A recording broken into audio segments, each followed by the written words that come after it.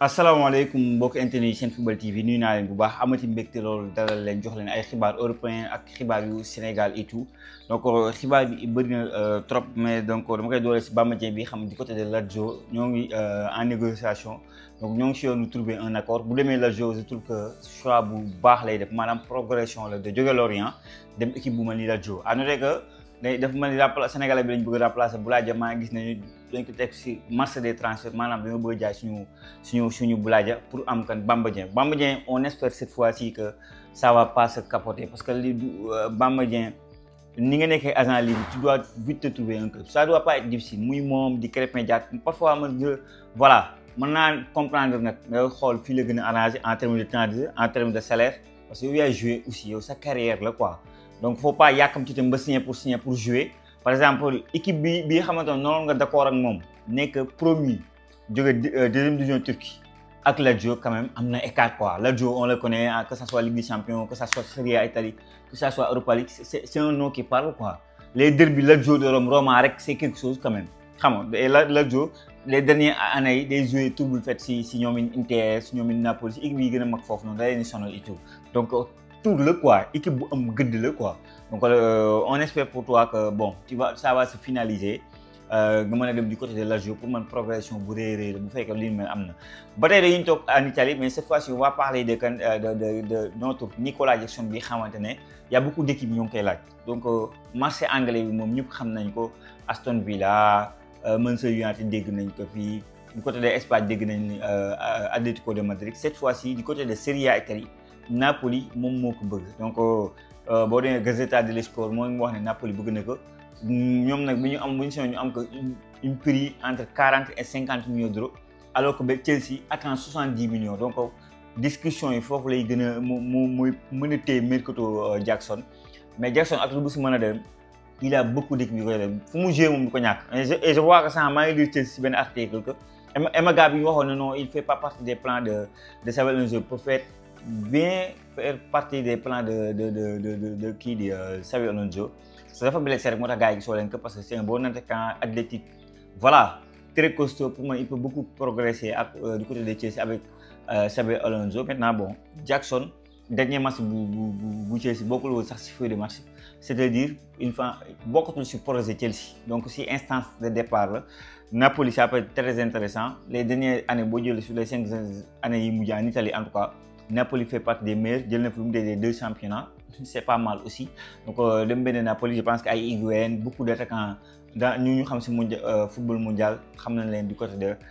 Napoli surtout Maradona bi xamante ne jaar na fa gars yi information un peu européenne dinañ ñëwaat si Sénégalais yi parce que ñaari laay mélangé Lautaro Martinez cette fois-ci Barcelone mu ngi koy bëgg donc da ngay gis ne Barcelone choix numéro 1 c'est Alvarez te am na benn vidéo photo bu génn sax bu reetaanul xam si réseau yi ñu wane Alvarez photo am 2024 2025 ak saison bu bees bi war a dugg nii mais waaye da ngay gis ne kanam dafa mer quoi bëggatul dara si Atlético de Madrid gars yi instant yi c'est comme si prisonnier la quoi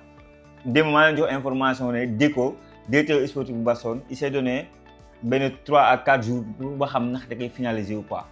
Gyökeres agent positionné wu na proposé joueur Barcelone parce que xam nañ ne Barcelone il est à la recherche d'un attaquant certes jël nañ benn relais c'est bien Barcelone du secteur bu mu amoon problème pour man muy milieu terrain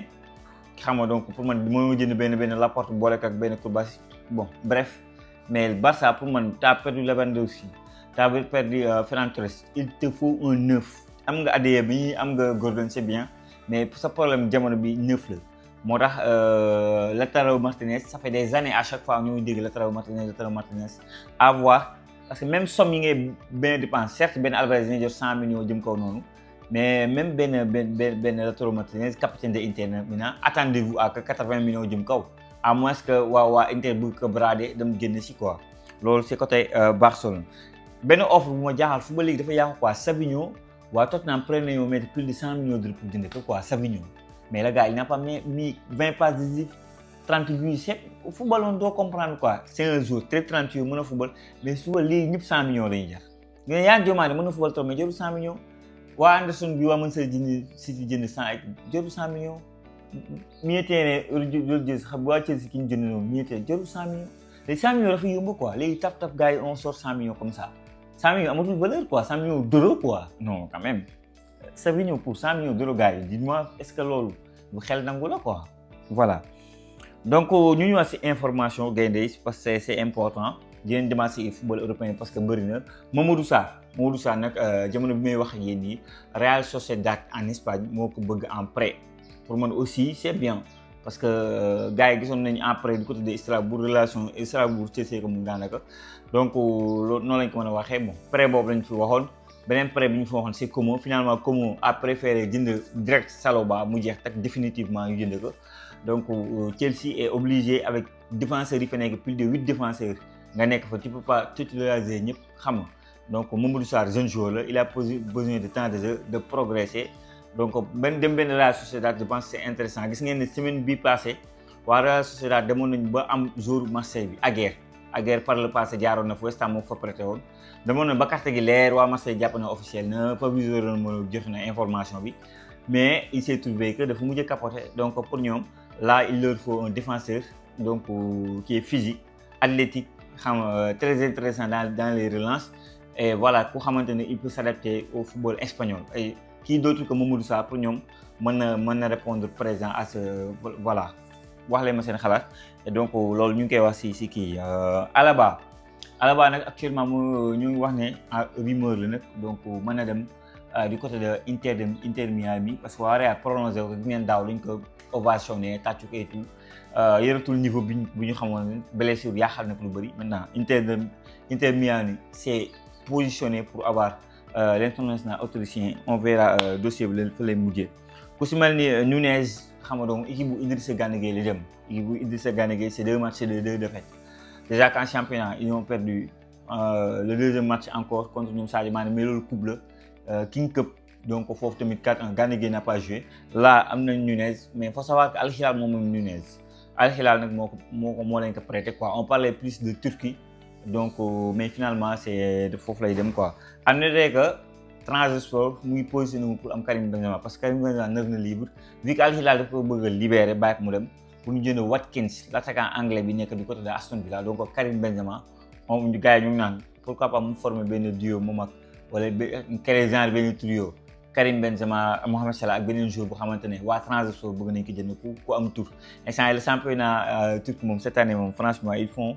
de très beaux ñu ngi koy waxatee recrues. Amara Diouf dama gis benn photo bu ma gis ci réseau yi moom ak Niakhaté c'est bien démb joxoon naa ne information comme quoi les dirigeants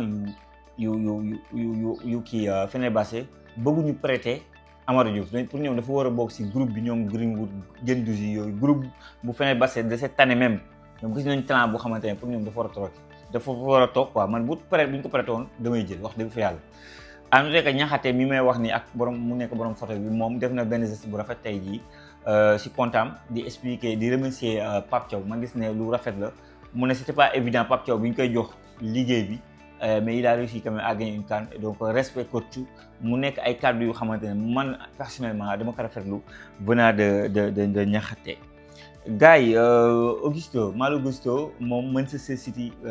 voilà positionné wu na encore une fois waa Chelsea au poste de latéral gauche wala latéral droit c'est 4 jours c'est 3 jours tout le monde ne peut pas jouer donc Malo Gusto bu demee foofu day dem sur ancien entraîneur un entraîneur qui lui a fait jouer beaucoup de matchs avec Chelsea Maresca donc bu demee foofu day mën a adapté wu à sa façon de voir les choses à sa façon de jouer au football quoi. L'autre information bu ma war a joxe si j'ai tout dit Curtis Jones donc voilà bi nekk Liverpool léegi maintenant c'est officiel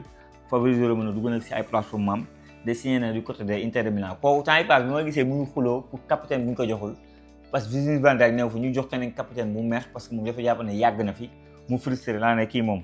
mu toogam Liverpool dina ma jaaxal lool xam nga joueur buy dem beneen club non day joxe ay signes da ngay gis ay indices yu wane ne joueur bi moom attendez-vous que cette année moom tu vas pas le voir loolu moom c'est clair quoi et donc bi ma gisee Curtis Jones du mu doon doxalee noonu du mu siy di bon kii moom xaw ma kande waaye kii moom day jógee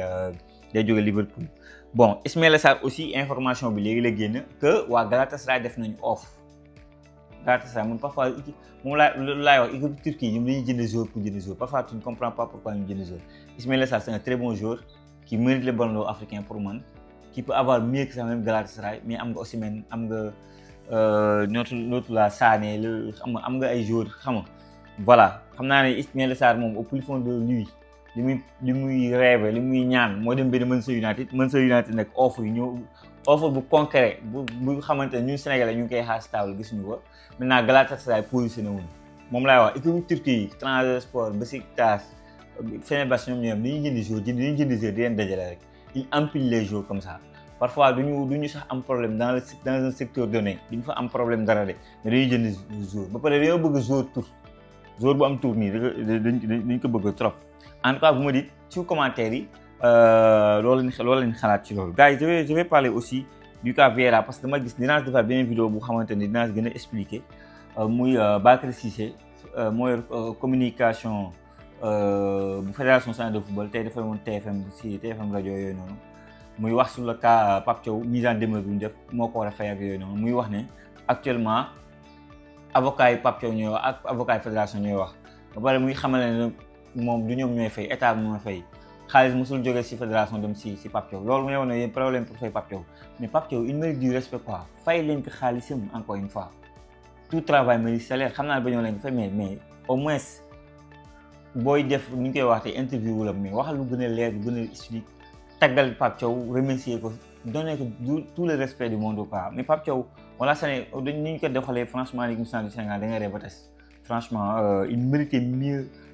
du respect par rapport ak nos dirigeants yi fi nekk nii en tout cas daal voilà dañu wax ne bon lundi yaa na si yàlla def jàmm parce que yàlla bu dul jàmm fédération am ngeen problème parce que